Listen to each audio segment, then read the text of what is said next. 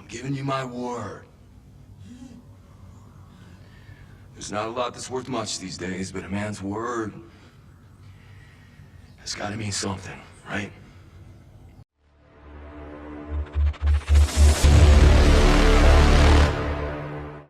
Welcome to NocBro Nation. Welcome back, guys. Hey, guys. Today we're here to review episode 14 of The Walking Dead. Yes. Still gotta mean something. Still gotta mean something. And it kind of does, but what it still means is a lot of open questions. Not right now. Great episode. Yeah, I love this episode. I love this episode too. So let's get right into it. We pick up at the hilltop between Carol and Ezekiel. Well, the opening scene, seeing a flashback of Jadis. That's right. Sorry. During the firefight, you know, she That's right, yeah, because we pick up the episode where, it's kind of like a flashback to Jadis escaping Simon and the rest of the Saviors when they were lighting him up. Well, see, what's interesting about that part is they were going to kill her. They were going to kill her. Yeah. So she ran away and she played dead, like she was already killed. Which was like... Which was crazy. I was like, how could she keep her eyes open that long? Like, I wouldn't be able to keep my eyes open that long. No. You know, but anyway, so, it wasn't like Simon said, kill everyone except for her. They were going to kill her.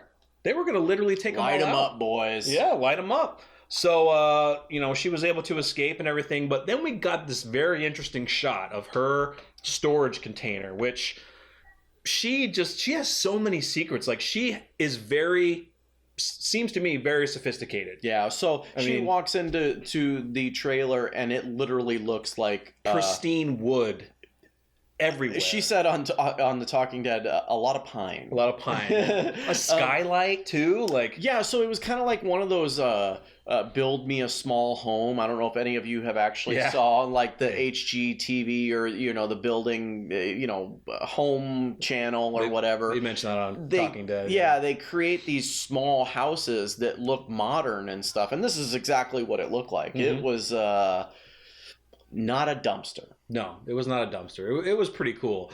And then we do get to see a shot of her. We see her walk in and she's got normal clothes on. We might as well do this whole part, right? What?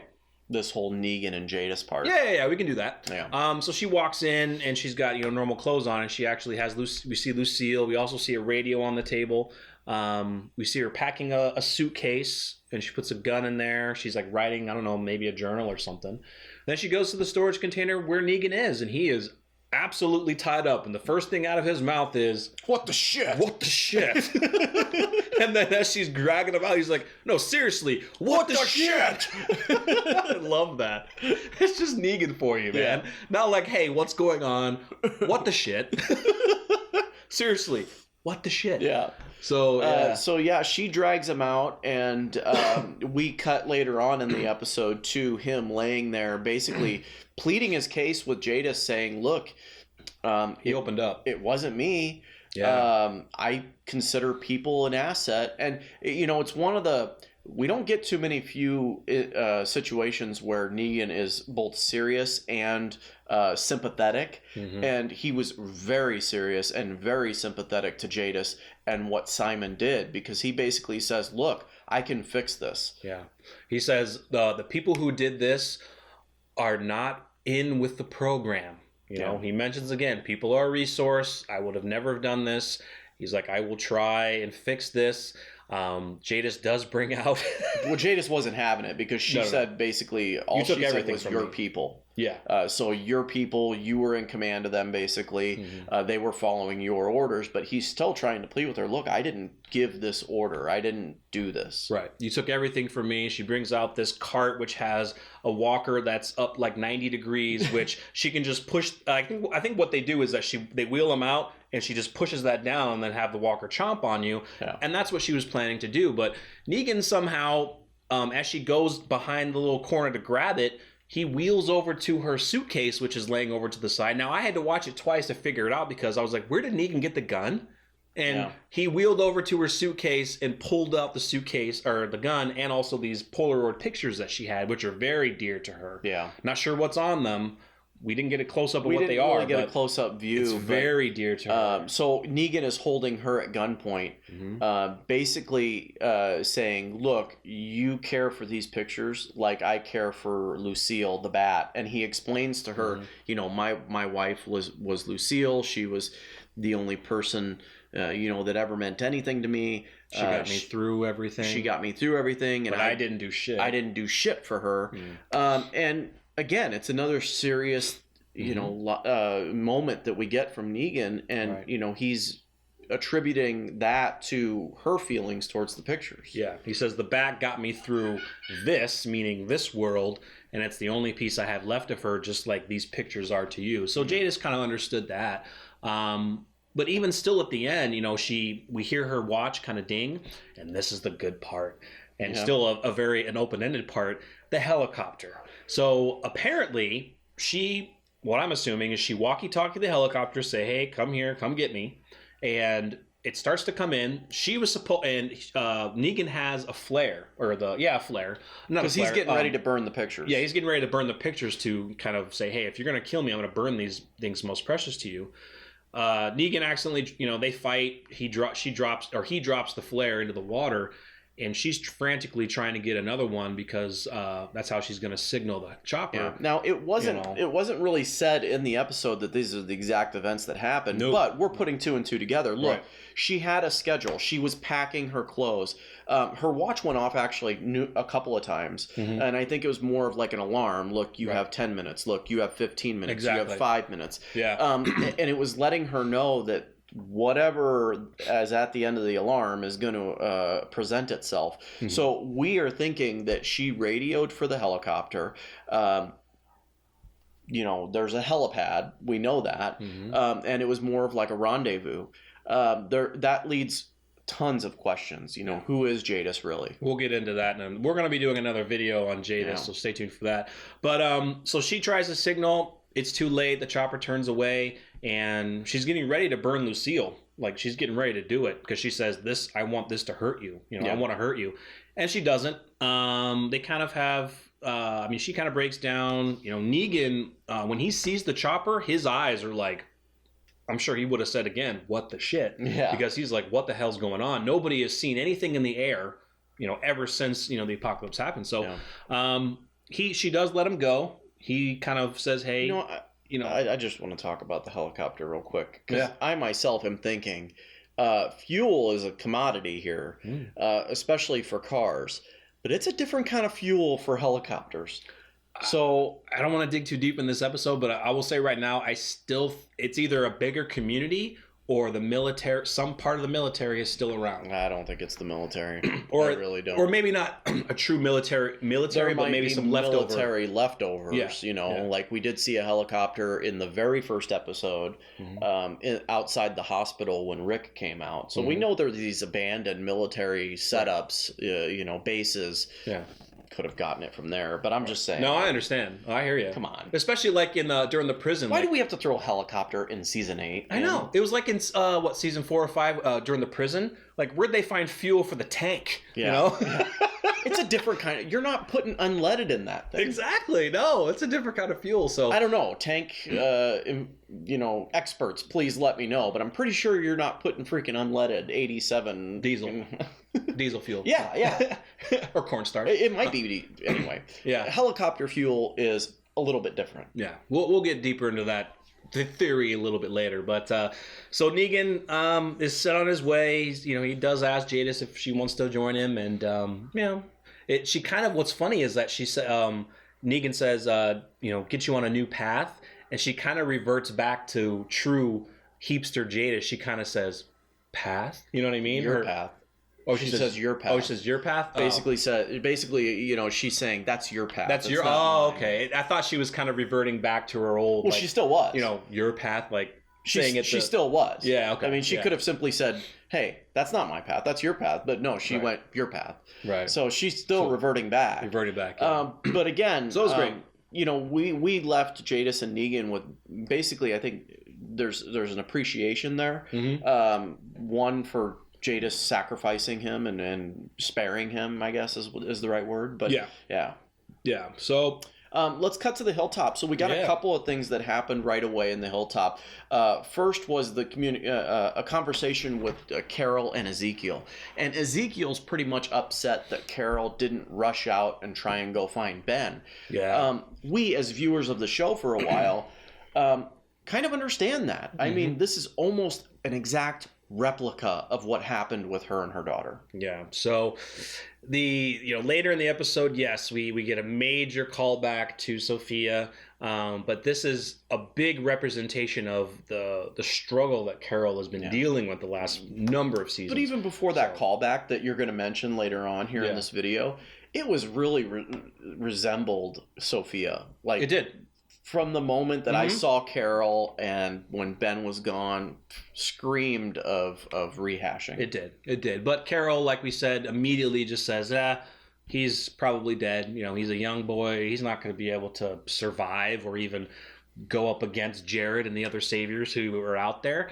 And Morgan is kind of the same way, because eventually Morgan starts wanting to go out, but he's going out and look for the saviors, not for him. He's on a mission to finish his kill. Yeah. His kills. He wants to kill them all. So we do get a quick scene with Tara and Daryl discussing Dwight. And this was great because Jarell and I have been wanting Tara to get off this kill Dwight thing, and she is. She comes out basically and tells Daryl, "Look, I'm not sick, symptom free. I'm guessing Dwight shot me on purpose with an arrow that was not weaponized." Yeah, Daryl kind of still comes up with a way. Well, it doesn't mean anything. People can get. It's not like being bit. People can still get sick or whatever, or it can still happen. But she's just like, "Look, the doc says I'm good," and she's come to realize that, look, you said it once before that we might need him, and we might need him now. And she says, "I'm out. If you want to do it, then do it. But it's your quest now. I'm out. I'm done." I think that she realizes that Dwight is a good person that saved her life now 2 times. Yeah. And probably realized that he is true and telling the truth and saying that he feels sorry for what he did by killing Denise. Yeah, and Daryl his only thing was like, well, why didn't he warn us that they were coming? And she kind of says, she's like, well, maybe he couldn't. Like, he can get caught. I mean, dude, it's like, just he's not gonna. He did it before, yes, but he had to do it in secrecy. And right now, Simon is basically on his ass. Yeah. Simon wants him by his side because I think Simon has a little inkling of something, but it's not truly there yet. Yeah. I thought it was good. Quick scene, but I thought it was great. Finally, for Terry to be like, you know what? Give him a shot. Let's give him a shot. Yeah. We cut to Michonne reading Carl's letter. Yeah. Sad because she's breaking down, and in comes Rick. And the discussion is brought up. You need to read Carl's letter.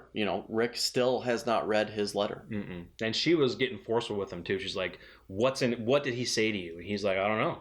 And she's like, you have to do it, because this was the last thing that he did, and he wants you to read it. Yeah. And he was about to go out again to look for food, and she's like, no, you're not leaving. You're freaking staying. And he does stay, but yeah, he doesn't stay for long. No, he gets stir crazy. Like, he's sitting there with Judith, watching her play her toys, and the whole time you could tell he's just thinking, like, I need to get out of here. Did you notice? So when he leaves and walks outside, he's got the coat on, which when he wears that, bad things are happening. But did you notice when he was walking down on his gun, he was twitching his finger right by the trigger? I was like, oh my God, he is like itching to get out there to kill. Yeah. So he runs into, can you remember his name? The Good Savior. We keep calling him the Good Savior. I can't remember his freaking name. Alden. Yeah. And Alden pretty much says, look, first of all, Rick comes down to talk to Alden to pry for information. Yeah. Where could the escaped saviors have gone? Is there anywhere that you can think of? He's being civil with Alden because he realizes Alden's probably a good person at this point. We don't know what's going on in Rick's mind. Right. But Alden tells him, look, there might be this one bar that they took me to that they were thinking about turning into an outpost. They might be holed up there. it doesn't mean much, but Rick, can I ask you a favor? Mm-hmm. Says, basically, don't kill all of them if you don't have to. There are some there that I think will finally realize that they made the wrong mistake, and you can bring them back here. And Rick kind of easily he turns away really quick as he's talking, and or he says, I could, but no. In Rick's mind, that's not going to happen. So. Yeah. So we'll cut into the Ben and the Ben stuff later. Okay. But we'll finish this out with basically Rick. But Morgan goes off to help Carol find Ben. Morgan gets separated from that. Well, Morgan goes off find... Morgan goes to kill the Saviors. You gotta kill the Saviors. Now, we do see some more of him breaking down. He actually does see Ben running. He runs after him. Ben turns around. He's got a hole in his neck, and he does the same line. You know what it is. You know what it is. You know what it is. And he's yelling and screaming like, you're not here, you're not here. Carol's looking like, who the hell are you talking to? And then they finally realize that, the Saviors were in this direction. Morgan goes in a separate direction. He's because Carol sees one of the walkers who has Ben's stick sticking through his body. Yeah. So she this is where Carol makes the decision, I'm not going to know until I go find out. Yeah. It's something that she's struggling with. She's like, I have to do it. But she wants Morgan to be like, come with her, because she knows that all he's out there to do is just kill. And he even tells her, like, I'm not right. Morgan's mind is basically, he tells Carol, you save lives, I watch people die. That's how it is. In Morgan's mind, he can't save people. He's there to watch people die and trying to accept that. Yeah, it's brutal place to be. It's tough because he's been there before. Ooh, yeah. And one of the coolest things about that is when Rick ran into him. Mm-hmm. So, Morgan goes his own way and continues hunting the Saviors. And Rick, doing the same thing, naturally runs right into him, or is, he sees something. Rick sees something, so Rick runs up against a tree and is hiding behind a tree, and that's when Morgan just bum rushes him and runs right up on Rick, gunpoint. And Morgan's like this, like he's ready to kill him. Rick has to be like, dude, you know me. Exactly. And that was the line that he used back in the apartment when Morgan was going crazy. Mm-hmm. You know me, Morgan. Right. You know me. And Morgan immediately says, I'm not right. He says, I'm not right. But Rick he's got his vengeful coat on and he wants some vengeance. He says, you and me, let's go finish this right now. Yeah. So it's poor Morgan, man. When Rick said that, it brings you back to that last time he was a few fries short of a Happy Meal. It does. Yeah. So what, are we finishing Rick and Morgan? Yep. You want to finish that? All right. So they come up to a car which we see some a cut off leg and an arm of a human being, and they get knocked out. So they're captured by Jared and the rest of the Saviors. They're at the bar. Yeah. The pieces that were cut off were their buddies who were bit or scratched or whatever, so they cut the limbs off to help stop the infection. And Jared's like, look, we just need to leave these guys and let's just, leave their dead. They're dead weight. Let's just move on and go. Let's take back Rick the Prick to Negan and prove to Negan that we are good. Yeah. Let's get in on the good side of Negan now. So, they want to get their place in the Savior ranks back. Well, Jared mostly does, because the rest of the crew, they don't. There is an internal argument going on right now as Rick awakes from being knocked out. They're both tied up, Morgan and Rick, and he basically says, Jared says, again, like you were saying, let's leave them, they're dead weight. But the other Saviors, probably 4 or 5 of them, actually are saying, look, let's go back to the hilltop. Yeah, because Rick offers to take those men back to the hilltop after for the he doctors. Hears that. Yeah, and says, you guys can be one of us. Let us go. You can be one of us. I give you my word that everything's cool.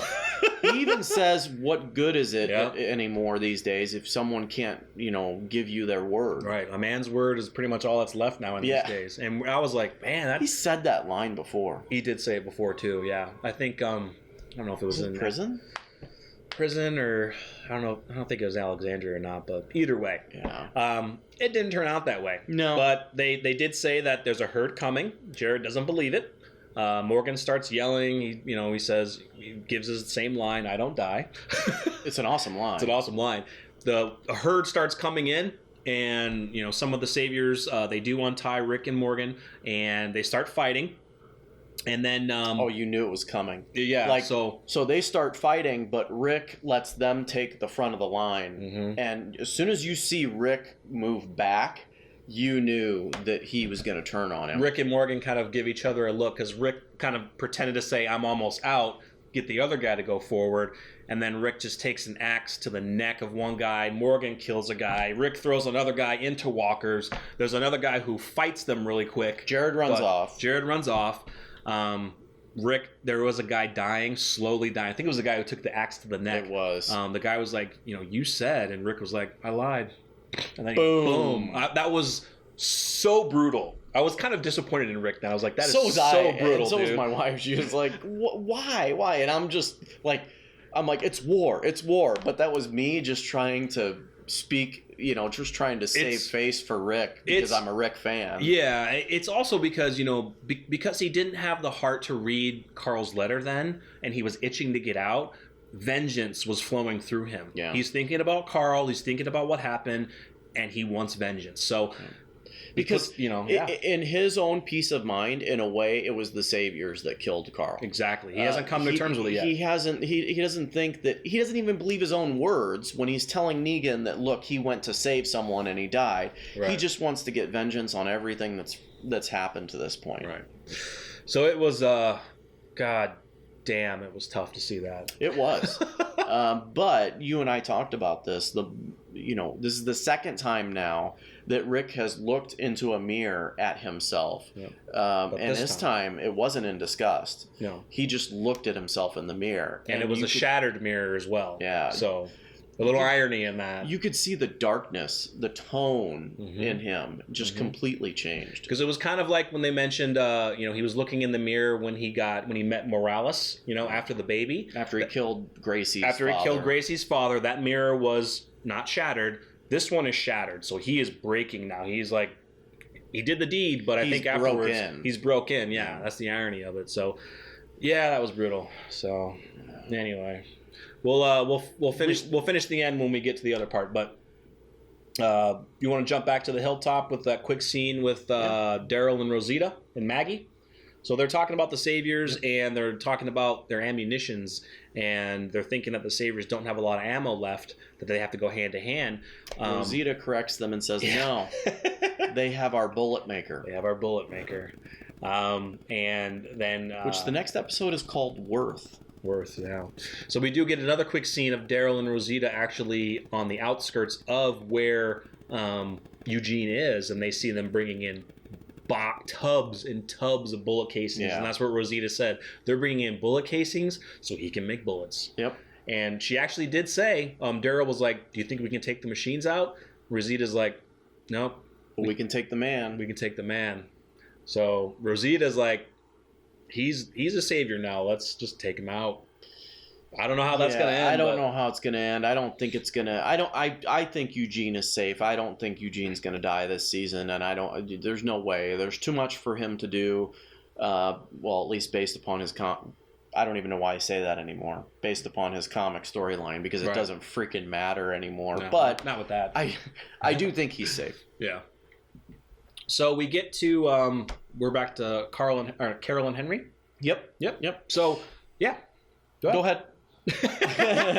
So Carol, as you know, went on her separate way to look for Henry, and it's at night, and she hears some screams, and it's Henry, and he is in this like enclosure, like vines and wood. It's actually it's the roots of a tree. The roots of a tree that are exposed in the bank of a creek. Right, and they said that it's the exact location that Sophia was in when Rick left her. Now, it's different because they're in a different time period, but they just use that It's exact also location. dark. It's also dark. So I thought that was cool. it was great. And she saved him. There were a couple walkers trying to get to him. She saved him, and she unloaded, not like bawling on him, saying that she's sorry, that she's basically apologizing, saying you can survive. Yeah, she was wrong. And I think that she's basically talking to Sophia in a sense. She's, all the emotion is coming out of her.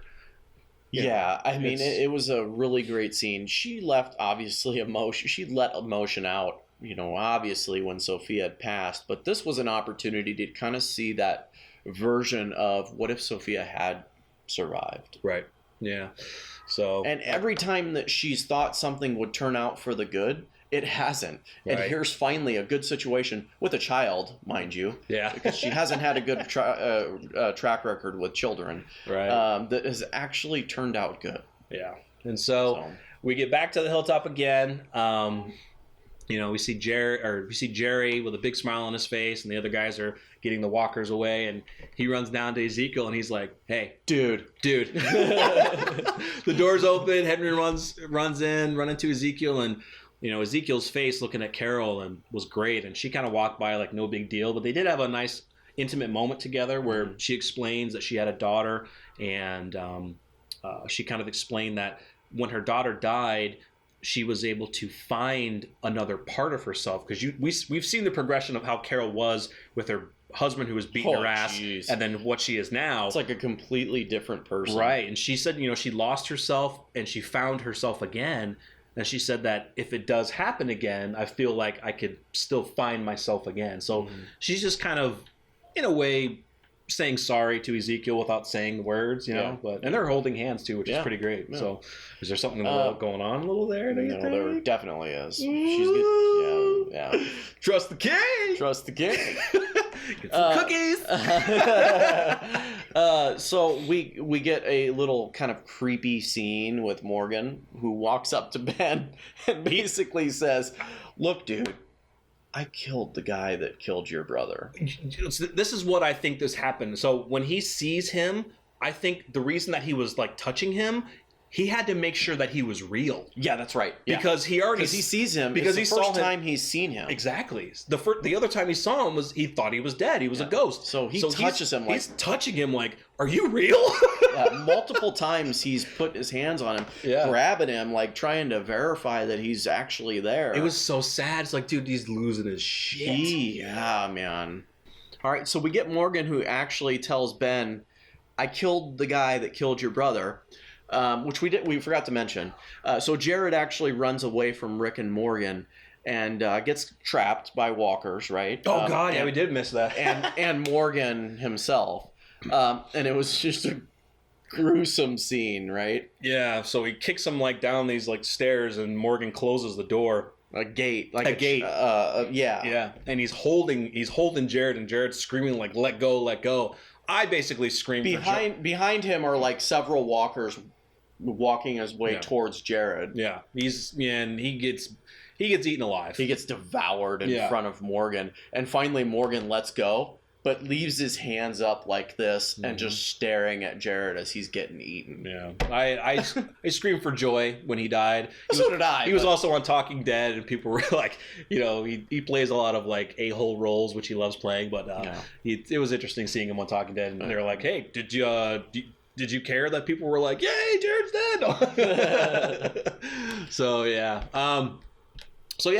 Morgan and Henry, like even Henry, when he tells Henry that he killed him, Henry like put his hand on his shoulder and said, "I'm sorry," and then Morgan like basically throws his hand off of him, and Morgan doesn't know how to react to that, and he's gone. He's gone. He's gone. And also when they get back, Rick is with him, so Rick is walking to the house, and Alden is looking at Rick, and Rick kind of looks over like at him, and Rick's just got blood all over. Yeah, Alden knows, like, because since they didn't come back with anybody, that he killed them all. So, I mean, Alden's like, "Man, dude, I told you, bro. Like, come on." And even Rick's face is just like, "Sorry. I told you." You know what I mean? Like, it was just a quick little look. All right, so final scene, right? The end. Oh, This time, yeah. So I thought it was funny though. So Negan's driving, and what's funny is like, so he Where the hell did started he get the car? He started in a Charger, Yeah. right, and now he's in like a friggin' like Ford Tempo. I don't know what the hell it was. That. Yeah, and I was like, where the heck did he get it? So, but anyway, he runs across the person that is obviously in first-person view, looking at Negan. So we never find out who this person is, and he says, "Holy crap, you look like shit." yeah. And picks him up. Ding, ding, ding. Our prediction? Laura, chick with the tattoo that Dwight shot that she's been missing. Yep. If it's her, it's not good for Dwight. No, it's not. So we do get the final scene of him showing back up at the sanctuary. We did get a quick shot of the person in the car, but it wasn't enough. All you saw was like, Yep. all I saw was like the side of the neck, and it does look like dark hair, but you can't see it because they did a very good job. Could be of hiding Sherry, that person. could be Laura. I thought about Sherry as well. So we do get Negan telling the savior at the gate, "Hey, don't tell anyone I'm here." Because he's got a lot of surprises in store. Yes. Oh my god, this next episode, 2 episodes left. I mean, I this is can't gonna be believe brutal. there's 2 episodes left, I can't either. They're gonna have to fit in a lot of battle, which is good. There's a lot of open-end stories which they can leave out till next season, but I don't know where they're gonna go. Yeah, I mean, this next predictions video, guys, stay tuned. Let us know what you guys thought of this episode. So, guys, let us know what you think of this video. Something's got to give. Still got to mean something. Still got to mean something. Something's got to give. Anyway, but this next episode predictions video will be a lot of fun because we have a lot of stuff to talk about. Pretty heavy. Yeah, guys. So hit that like button, help support the series and the channel. Feel free to subscribe if you're new, and stay tuned for our predictions video and our next review of The Walking Dead. We will see you later. We're NocBro Nation. We're out.